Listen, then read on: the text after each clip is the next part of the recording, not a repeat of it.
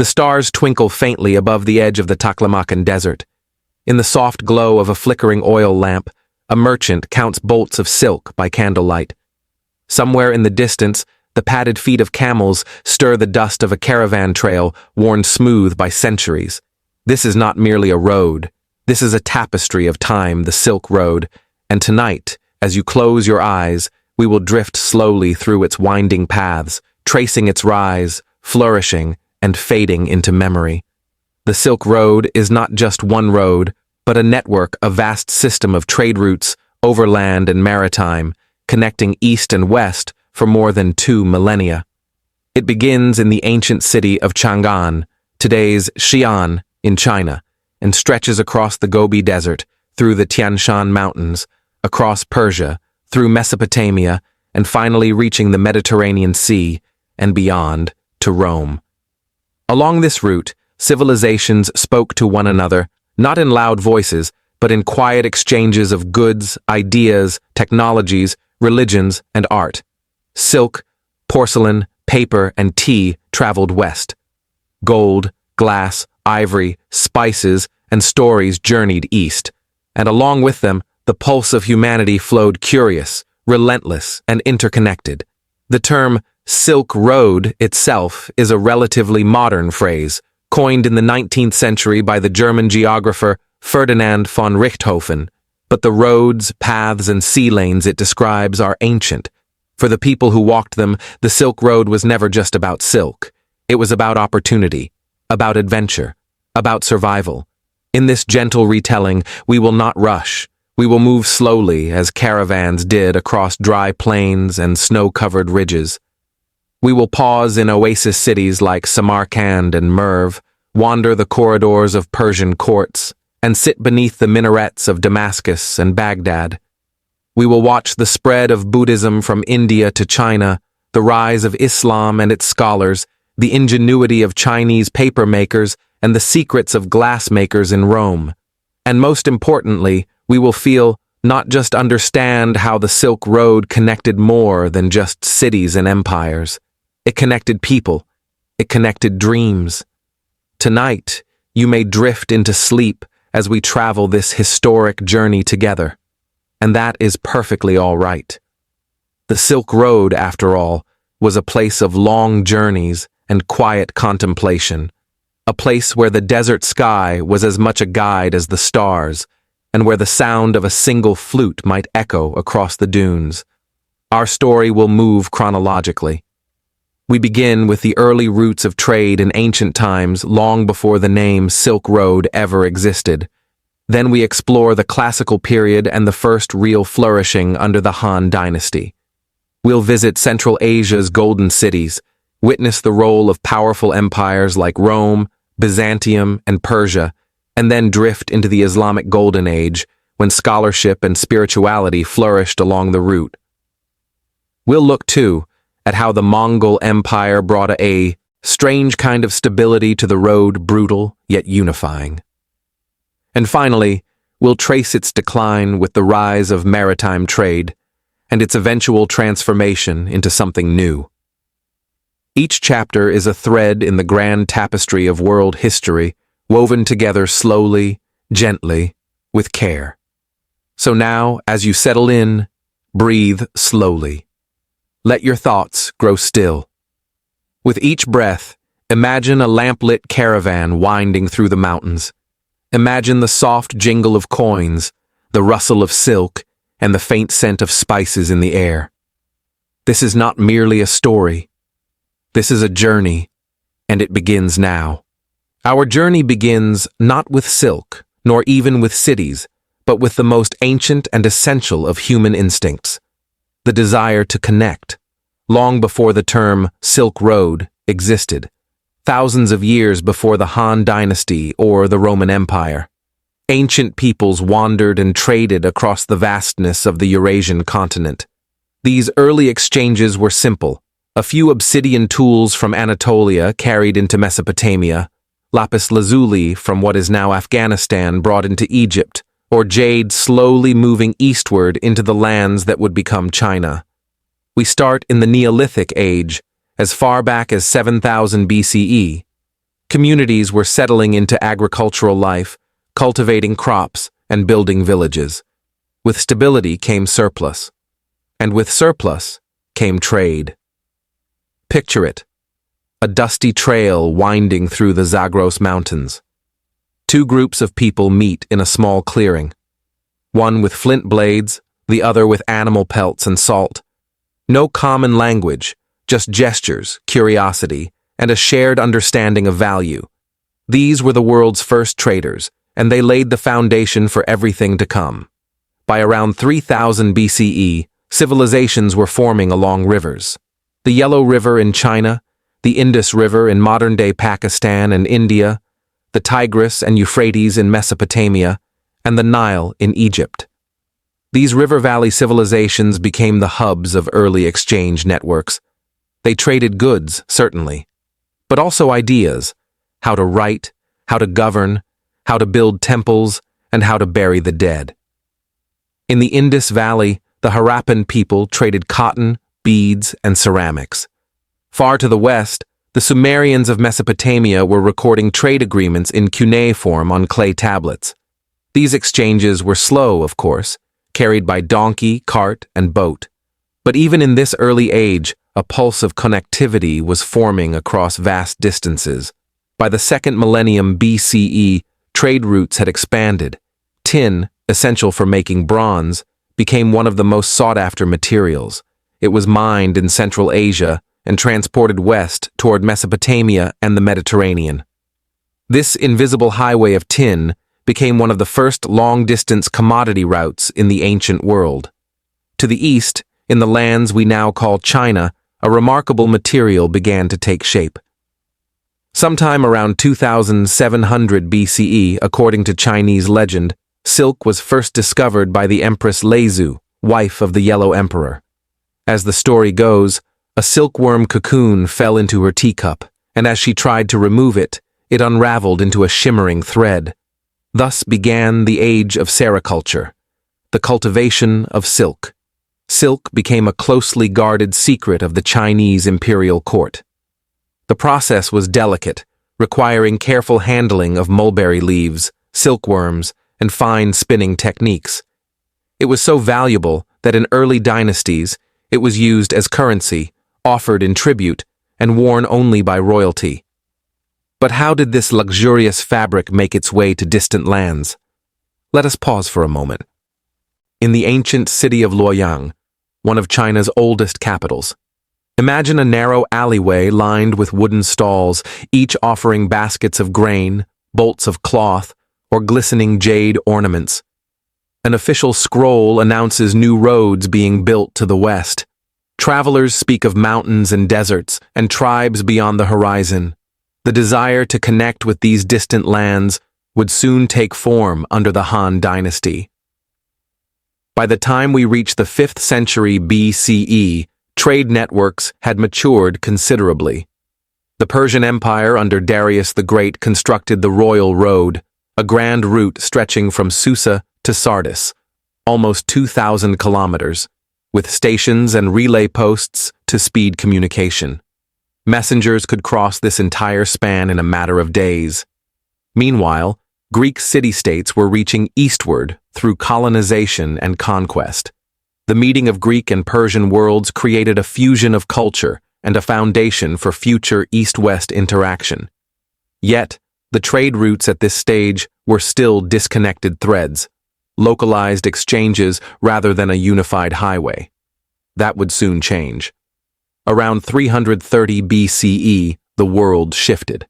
Alexander the Great, in a campaign that spanned just over a decade, conquered Persia, ventured into Central Asia, and even crossed into India.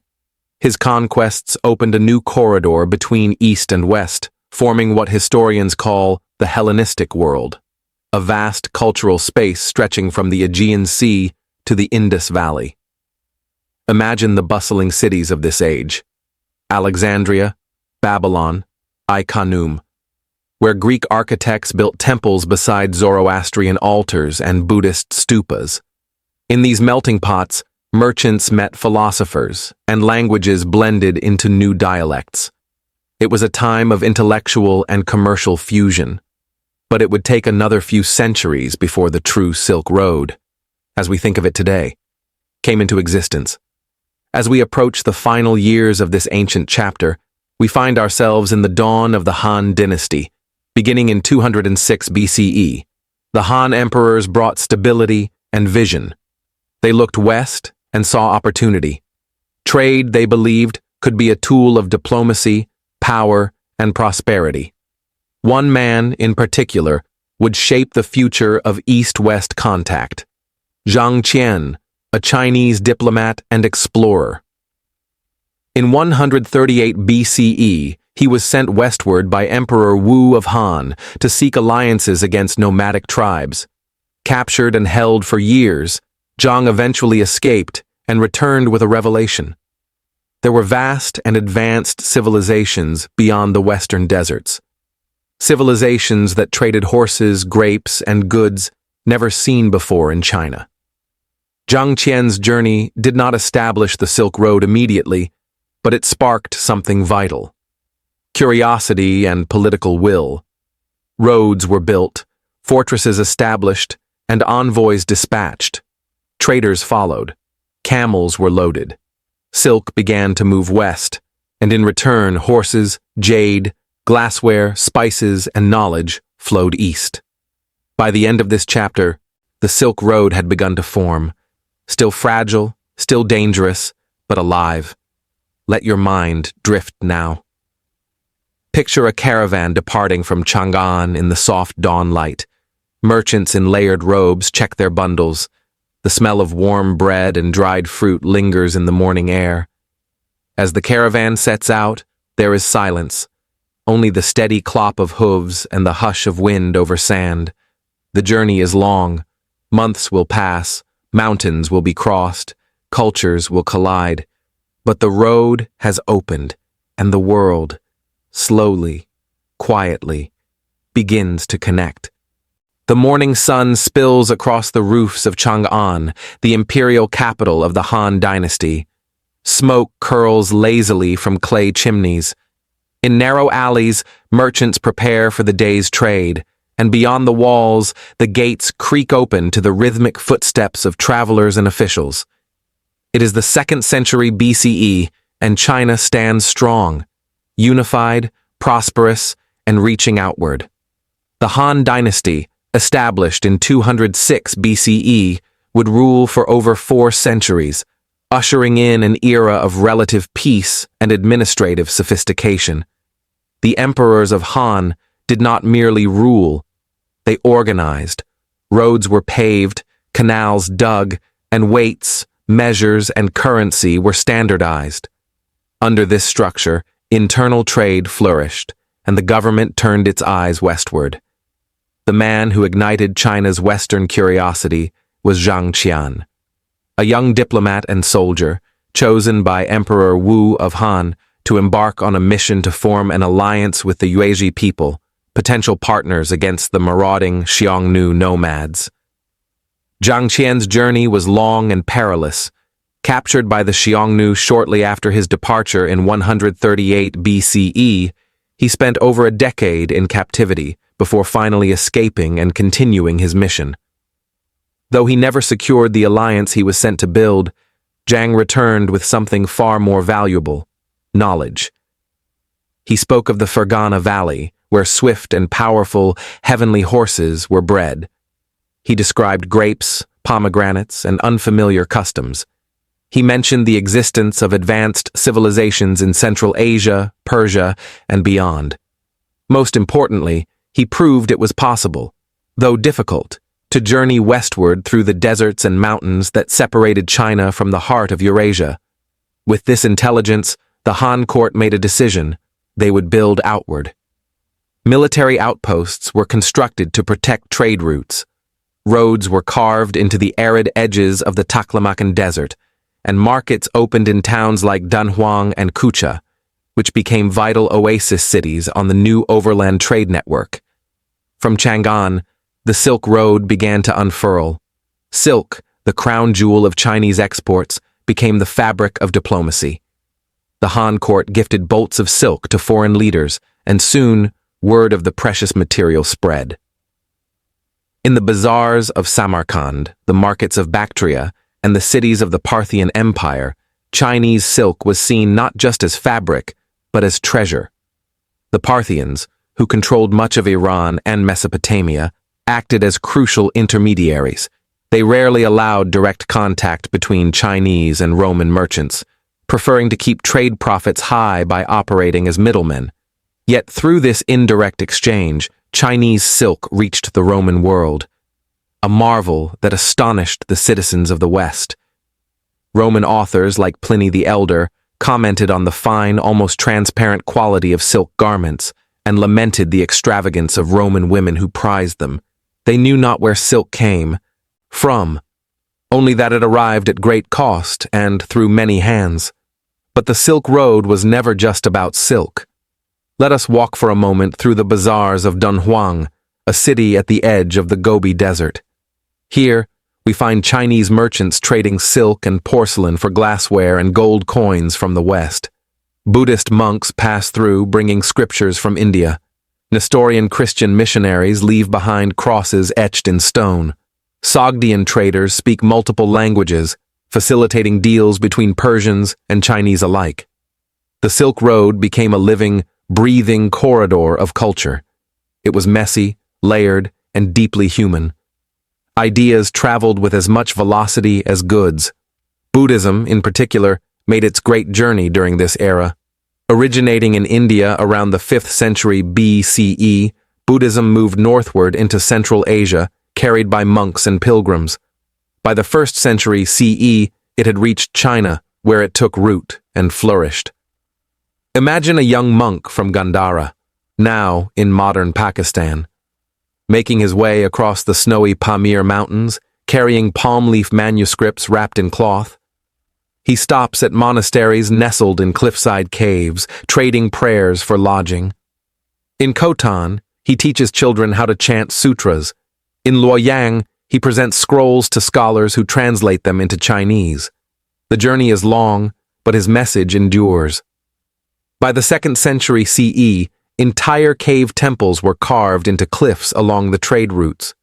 The Mogao Caves of Dunhuang, still standing today, are one of the most remarkable examples of Silk Road devotion. Inside, we find walls adorned with colorful frescoes, scenes of merchants, gods, demons, and caravans stretching across painted deserts. These were not just places of worship, they were archives of life along the road. And yet, travel was never easy. The Taklamakan Desert, whose name in some interpretations means you go in and don't come out, claimed many lives. Temperatures swung from freezing to sweltering. Water was scarce. Bandits stalked caravans, and entire cities would vanish under the sands. But necessity and curiosity propelled traders forward. Caravans grew larger, sometimes hundreds of camels in a single train. Travelers learned to rest in caravanserais, fortified inns spaced a day's journey apart. These were places to eat, rest, and exchange news from distant lands. The Silk Road became a rhythm: walk, rest, trade, repeat. And through this rhythm, cultures intertwined.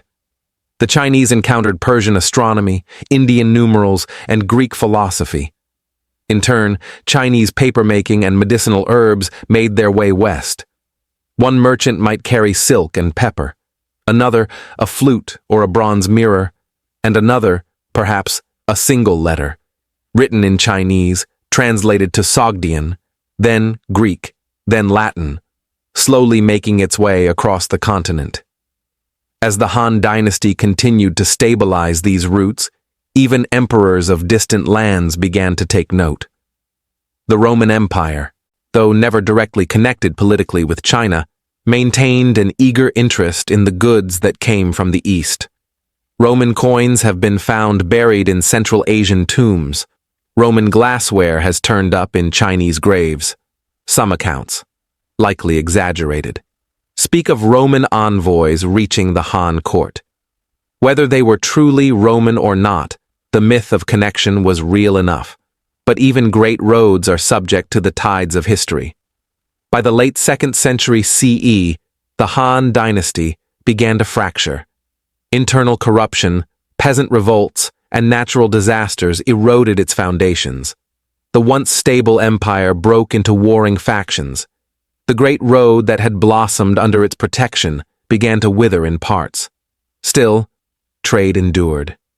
The Silk Road had become more than a state project. It was now a habit of civilizations. Let us pause once more in the twilight hour. A caravan winds along a narrow mountain pass. The snow crunches beneath the feet of camels. A boy, no older than 12, holds a staff and leads a mule carrying bolts of dyed cloth. At night, the travelers huddle around a fire, speaking in different tongues, laughing, sharing dried fruit and stories of faraway lands. This is the Silk Road, not a single road, nor a fixed path, but a living network, a trail of footsteps, prayers, and footprints, where culture moved slowly but surely across continents. As we drift forward in time, the Han Dynasty will fall, but the road remains. New powers will rise, and along with them, new travelers. The Silk Road has only just begun. It is the 5th century CE. Across the vast heart of Eurasia, the land breathes with new rhythm. In Samarkand, merchants haggle beneath striped awnings. Camels are loaded with bales of cloth and jars of fragrant oil. Bells chime softly as travelers sip tea and prepare for departure. This is the golden age of Central Asia, a time when no single empire controls the Silk Road, yet trade is flourishing like never before.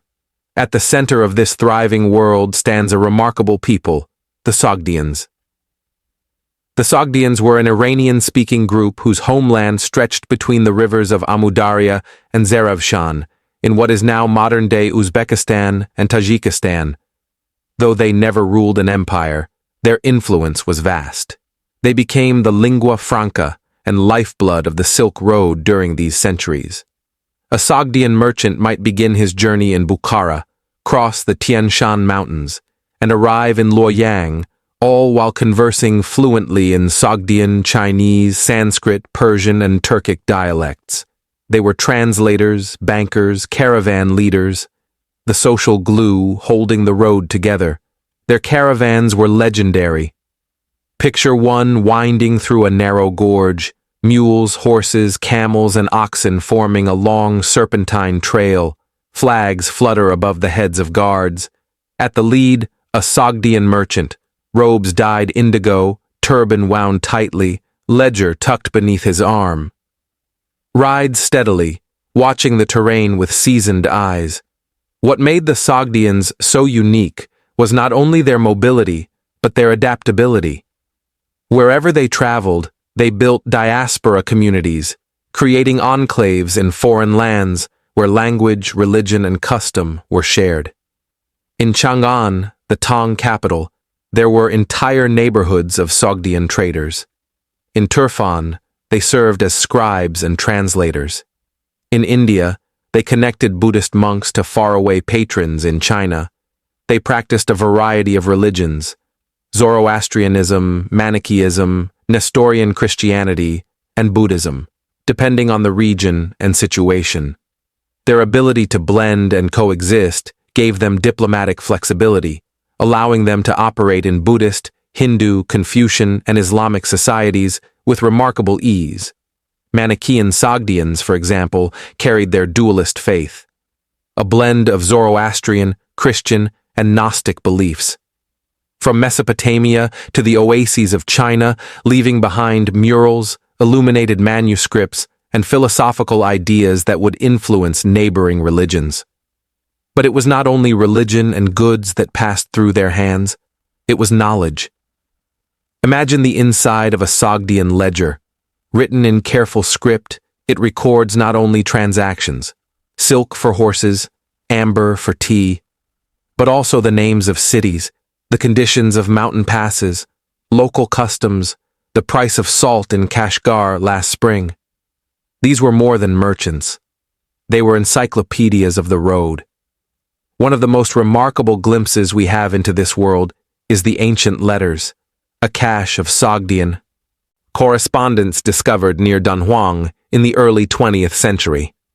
These letters, written around 313 CE, capture the voices of ordinary traders, a woman lamenting the loss of her family's goods, a brother pleading for financial help, another offering thanks for a shipment of saffron.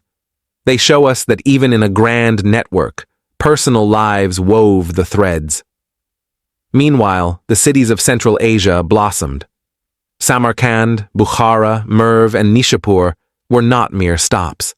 They were cosmopolitan hubs where architecture reached new heights. Picture-domed bazaars with mosaic ceilings, canals bringing fresh water to orchards, and libraries stocked with scrolls in 5 different languages. In Panjakent, murals adorned the walls of homes, depicting gods, dancers, and scenes of everyday joy. A toast at a banquet, a caravan entering town. These images remind us that life along the Silk Road was not only about the journey, it was also about living in the in-between places, the liminal spaces between empires, between East and West, between mountain and desert. And yet, Central Asia was never truly stable. Nomadic confederations rose and fell like sandstorms. The Hephthalites, White Huns, and Gok Turks periodically conquered stretches of the Silk Road, demanding tribute or plundering towns. But they too learned that wealth flowed not from conquest alone, but from cooperation with the trading cities. As a result, even the fiercest nomads often became protectors of the road, establishing their own post stations and collecting tolls. Some intermarried with Sogdian elites, others adopted urban customs and built cities of their own. This blending of the steppe and the city, of the sword and the scroll, defined much of Central Asia's golden era. By the 7th century, the Tang Dynasty of China had risen in the east, a powerful, cosmopolitan empire eager to reconnect with the Western trade routes. The Tang court welcomed foreign traders, scholars, and monks. Their openness created fertile ground for cultural exchange, and the Sogdians thrived under their rule. Let us pause again, in a Sogdian home within Chang'an. Candles flicker on a carved wooden table. The air smells faintly of cardamom. On the walls, calligraphy scrolls hang beside Persian tapestries. A Chinese scholar sits cross-legged across from a Sogdian poet, and together they compose a verse in classical Chinese, based on a Persian metaphor. Outside, a camel bell rings as another caravan enters the city gates. This moment of quiet communion is the Silk Road at its most beautiful. And yet, no golden age lasts forever. By the 8th century, cracks began to appear. The rise of Islamic caliphates in the West shifted political power in Central Asia. While many Sogdians converted and continued to trade, others found their influence diminishing. In 751 CE, a pivotal event occurred. The Battle of Talas between the Abbasid Caliphate and the Tang Dynasty. Though relatively small in scale, the battle had outsized effects. The Tang retreated from Central Asia, and Arab influence expanded. Some historians believe that captured Chinese soldiers introduced paper-making to the Islamic world at this time, a technological seed that would eventually bloom across Europe centuries later. As the political map of Central Asia changed, so too did the Silk Road. Sogdian influence began to fade. New powers, such as the Tibetan Empire, Uyghur Khaganate, and emerging Islamic dynasties, took greater control of the trade corridors. Yet the Sogdians had left their mark. Their language lingered. Their scripts influenced the development of Old Turkic and Mongolian alphabets. Their artistic motifs, swirling vines, pearl roundels, stylized animals, appeared on ceramics, textiles, and manuscripts across the continent. But most of all, they left behind a model of how to connect, adapt, and bridge worlds. As we drift onward, the Silk Road continues to evolve. Caravans still cross the sands, cities rise and fall, and in dusty archives the names of Sogdian traders live on, reminders of a golden age where no empire ruled, yet commerce and culture flourished in harmony. Let us rest here, in a caravanserai beneath the desert stars. A tired merchant drinks warm goat's milk and reads a letter from home. A Buddhist monk shares a quiet chant beside the hearth. A dog curls up by the fire, and the world outside grows still. This is the silence between cities, the breath between empires. This is the rhythm of the Silk Road. We begin in Chang'an, the eastern terminus of the Silk Road, during the height of the Tang Dynasty. The city pulses with movement. It is the year 750 CE. Beneath red-tiled roofs and pagoda shadows, over 1 million people walk the broad avenues. Among them are Persian merchants, Buddhist monks, Korean envoys, Arab emissaries, and Indian astronomers. Chang'an, today's Xi'an, is more than a capital. It is a cultural constellation. Here, a Persian physician might be treating a Tang noble with herbal remedies learned from Indian texts. An Nestorian Christian might be copying Syriac Gospels in a monastery beside a Buddhist scriptorium. The Tang emperors, particularly Xuanzong, encourage such diversity. They patronize foreign musicians, allow many religions to flourish, and fund the translation of texts from Sanskrit and Pali into Chinese. This was the world that welcomed Xuanzang, the Buddhist monk who had traveled all the way to Nalanda University in India and returned with 600 Buddhist scriptures in the 7th century. His translations and travelogues became sacred texts in themselves, offering Chinese audiences a window into the rich worlds of South Asia. At the same time, further west, a new intellectual sunrise was beginning in the Islamic world. The Abbasid Caliphate, founded in 750 CE with its capital in Baghdad, championed a golden age of science, medicine, mathematics, and philosophy. This moment, stretching roughly from the 8th to the 13th century, saw Arab, Persian, and Central Asian scholars building on Greek, Indian, and Chinese knowledge, translating texts from every corner of the known world, and the Silk Road was their courier. Imagine the route of a single book. A Greek medical treatise by Galen travels from Alexandria to Antioch, is translated into Syriac, then Arabic in Baghdad. From there, it crosses the Iranian plateau to Merv, where a Persian scientist annotates it with observations about local herbs. It is copied again in Samarkand, discussed in Balkh, and finally arrives in Dunhuang, where a Chinese scholar references it in a manuscript about acupuncture. In this way, the Silk Road becomes an academic bloodstream, carrying the lifeblood of civilizations from one organ to another. One of the great institutions of this time was the House of Wisdom in Baghdad, a library, translation center, and scientific academy all in one.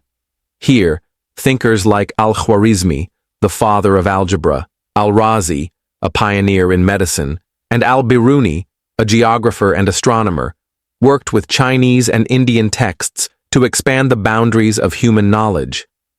In the markets of Baghdad and Nishapur, one could find Chinese porcelain, Indian spices, Persian carpets, and Byzantine glass all alongside books and scrolls.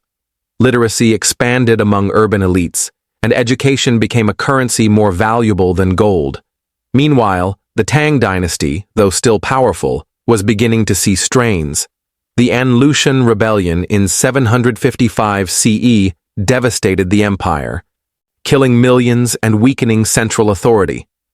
Though the dynasty continued for another century and a half, it never fully regained its former splendor. But the road went on, trade continued, and so did spiritual exchange. The Silk Road during this period was also a corridor of faiths. In Bamiyan, in modern Afghanistan, giant statues of the Buddha watched over mountain valleys. Carved directly into sandstone cliffs, these colossal figures stood over 150 feet tall, their faces painted with lapis lazuli and gold. Pilgrims from China, India, and Persia passed beneath their gaze. Elsewhere, Zoroastrian fire temples, Manichaean prayer halls, Christian monasteries, and Islamic madrasas rose beside caravanserais. In Turfan, multi-faith communities coexisted. sometimes even sharing architectural styles. Religious texts also moved freely. The Diamond Sutra, the world's oldest printed book, 868 CE, was produced in Dunhuang and buried in the famous Mogao Caves, a treasure trove of manuscripts that included Buddhist, Taoist, Confucian, and even Nestorian Christian writings. Let us linger for a moment in the Mogao Caves. The air is cool and dry. You stand inside a chamber carved into rock, walls painted with swirling celestial beings, and scenes from the Jataka tale stories of the Buddha's previous lives. A monk gently chants a mantra in Sanskrit. On a table, a scroll awaits copying. It tells the tale of a Chinese monk's journey through India. Outside, the desert wind begins to rise. These caves are not merely shelters, they are repositories of civilization, kept safe by the sands of time. Back in the Islamic world, the idea of seeking knowledge from China becomes a popular saying. Though its origins are debated, the phrase symbolized the high regard for learning and the interconnectedness of the world. Scholars from Cordoba to Bukhara studied texts that had traveled thousands of miles, many of them originating in India or China and passing through Central Asia. Even paper itself was a Silk Road traveler. After the Battle of Talas in 751 CE, where Arab forces clashed with the Tang, it is believed that Chinese prisoners introduced papermaking to the Islamic world. From Samarkand, papermaking spread to Baghdad, then to North Africa, Spain, and eventually Europe. This seemingly small innovation would change the course of history, enabling the mass copying of texts, the rise of libraries, and, centuries later, the printing press. Meanwhile, across the deserts and highlands, new voices were joining the conversation. Persian poets, such as Rudaki and later Ferdowsi, composed works that blended myth and history. Their epics, like the Shahnameh, drew upon Zoroastrian legends, Central Asian folklore, and Islamic themes. These poems traveled as oral tales, as scrolls, as court performances passed from Iran to India, from Bukhara to Byzantium. The Silk Road was, in a sense, a library with no walls, its books carried in saddlebags, its ideas whispered. In tea houses, its chapters unfolding across deserts and centuries. And while goods like silk, spices, lapis lazuli, and paper still flowed, it was increasingly knowledge that mattered most.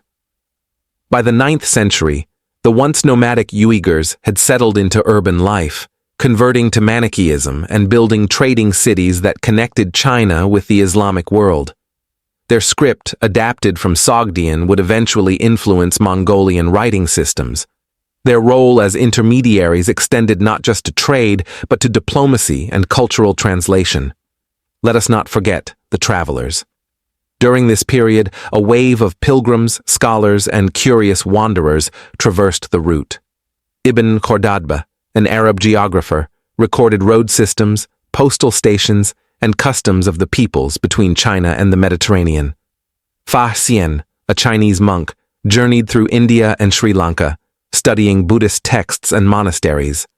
Al-Masudi, a 10th century Arab historian, described a world where the Chinese are remarkable for their sagacity and love of justice, noting their use of printed paper and high-quality silks. Their accounts, while sometimes embellished, reflect a growing awareness. The world was vast and connected. As we drift into the twilight of this chapter, we pause on a mountain pass. A caravan winds slowly down the slope. Snow glistens on the peaks above. In the valley below, the domes of Khotan shimmer in the sunset. The lead merchant, a Muslim from Bukhara, speaks with his Chinese counterpart in Turkic. They smile, share a date, and discuss philosophy. For in this age, knowledge is not a possession, it is a gift. And the Silk Road, ever patient, carries these gifts across the world. Let us rest again this time in a Persian courtyard garden. The scent of jasmine drifts through the air. In the distance, a student recites poetry by lantern light. Stars blink into view above. Somewhere beyond the horizon, the next caravan prepares to depart. It begins with a child named Temujin. born around 1162 near the Onan River in what is now northeastern Mongolia. Orphaned at a young age and cast into hardship, he rises through charisma, cunning, and battlefield brilliance. By 1206, he is proclaimed Genghis Khan, universal ruler, uniting the Mongol tribes under a single banner. What follows is one of the most remarkable expansions in human history. The Mongol Empire, at its height, spans over 24 million square kilometers, larger than any contiguous land empire before or since. From the Sea of Japan to the Black Sea, from the Siberian taiga to the sands of Persia, the Mongols sweep across Asia like a storm, and yet it is not merely conquest they bring. Under the successors of Genghis Khan, most notably Ögedei, Kublai Khan, and Mongke, the Mongols transform the vast Eurasian interior into what some historians call the Pax Mongolica, a period of relative peace and stability that, astonishingly, links Beijing to Baghdad, Kiev to Kabul, in a way never before possible. And at the center of it all? The Silk Road. For the first time in history, nearly the entire overland trade route falls under a single imperial administration. This unity brings new efficiencies, protections, and opportunities for merchants and travelers alike. Imagine the journey of a caravan leaving Hangzhou in southern China. The goods are registered by Mongol officials. The merchants carry paisa tablet-shaped passports issued by the Khans, granting them safe passage and access to imperial relay stations. As the caravan moves northwest, it stops at relay posts every 25 to 30 miles where fresh horses, food, and shelter await.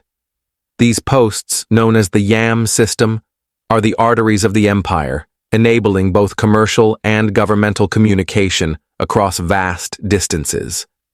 With the Yam, messages that once took months can now be delivered in a matter of days. This infrastructure reshapes the Silk Road into a highway of global proportions. And who walks it? Everyone. We see Persian jewelers and Armenian weavers, Venetian traders and Tibetan monks, Jewish merchants from Spain, Nestorian Christians, and Muslim astronomers. Their languages swirl together in the bazaars of Karakoram, Samarkand, and Kashgar. The empire becomes a melting pot of philosophies and sciences. The Mongols themselves, pragmatic and curious, encourage the exchange of ideas. They recruit scholars and artisans from every land they conquer, astronomers from Iran, engineers from China, doctors from India. In Kublai Khan's court at Dadu, present-day Beijing, you might hear Chinese spoken in official meetings, Persian recited in poetry, Arabic in medicine, and Latin in the words of European visitors.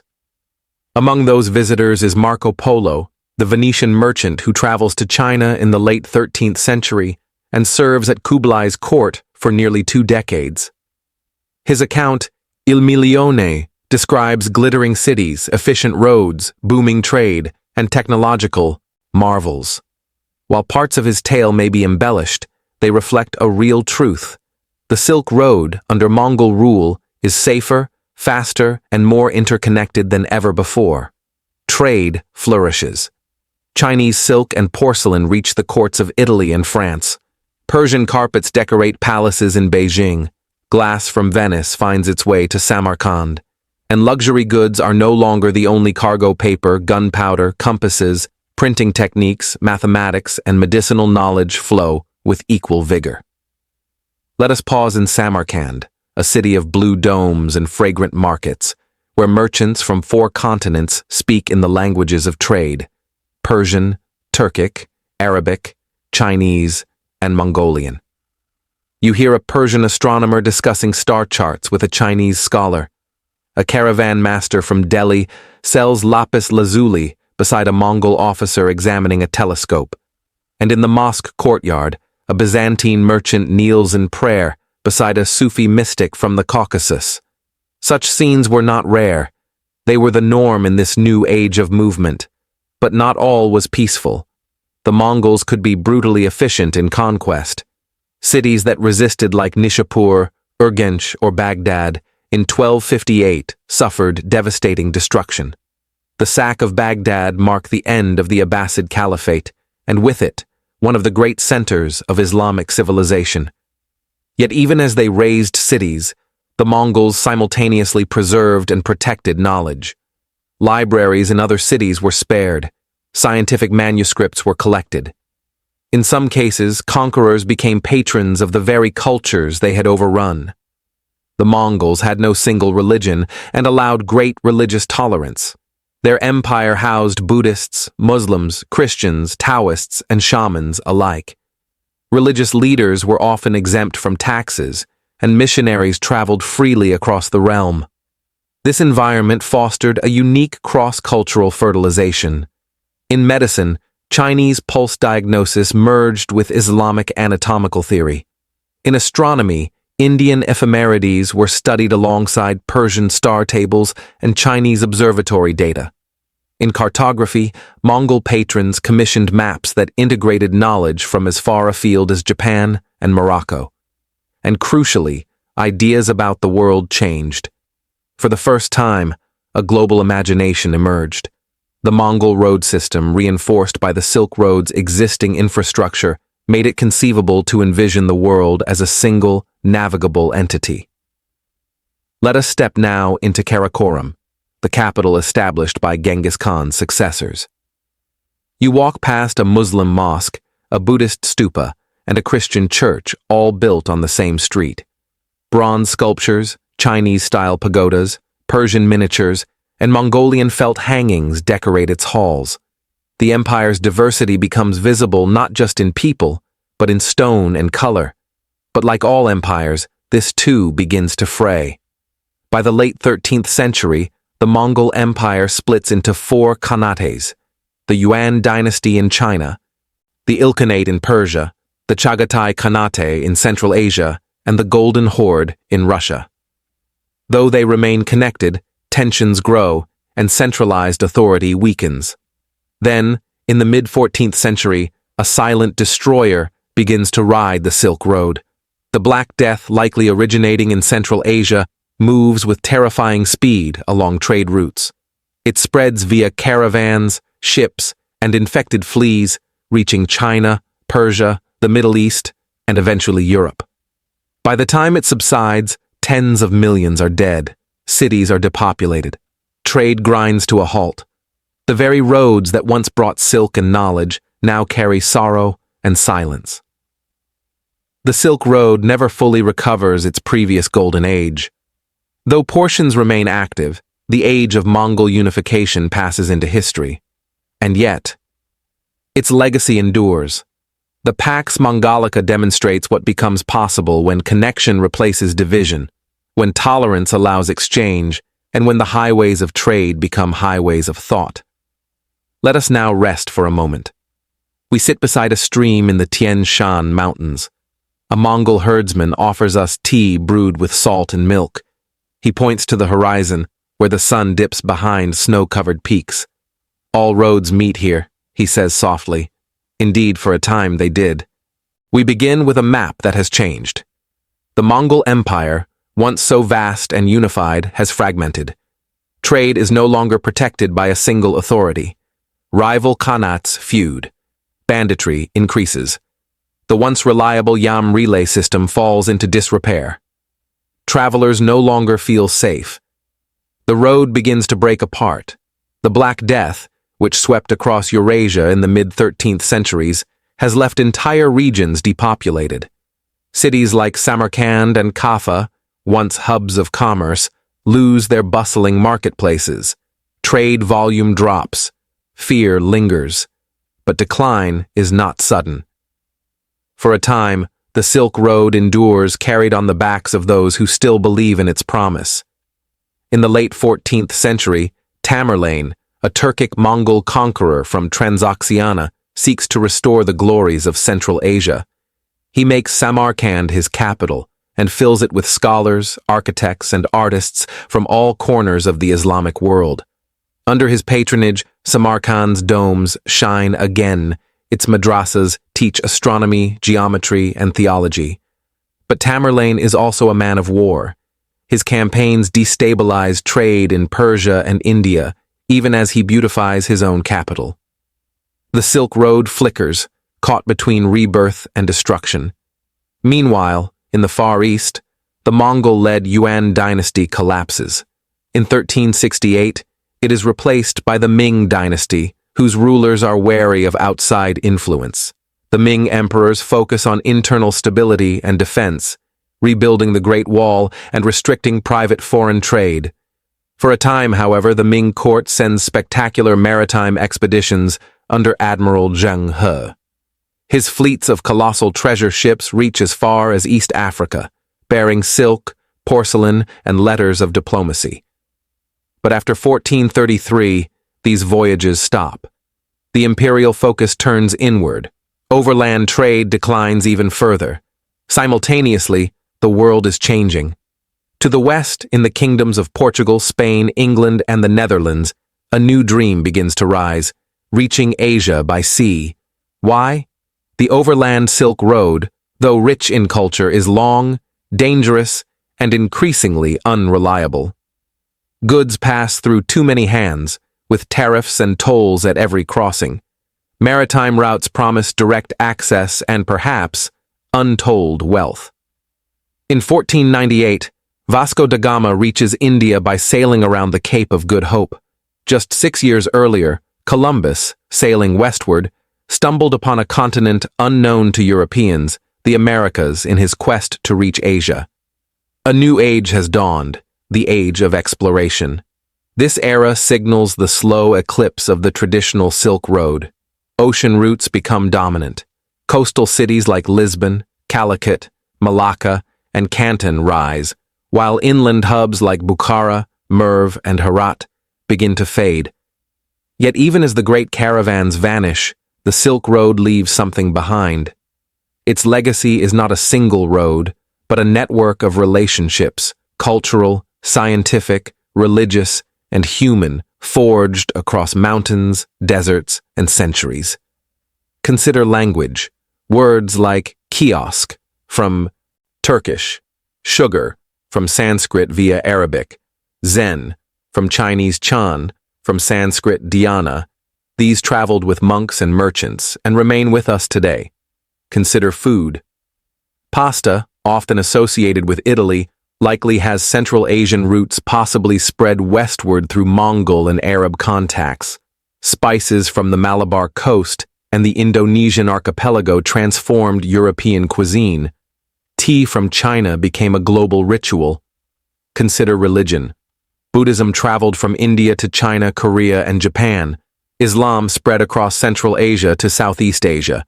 Christianity found expression in remote Eastern communities of Nestorians.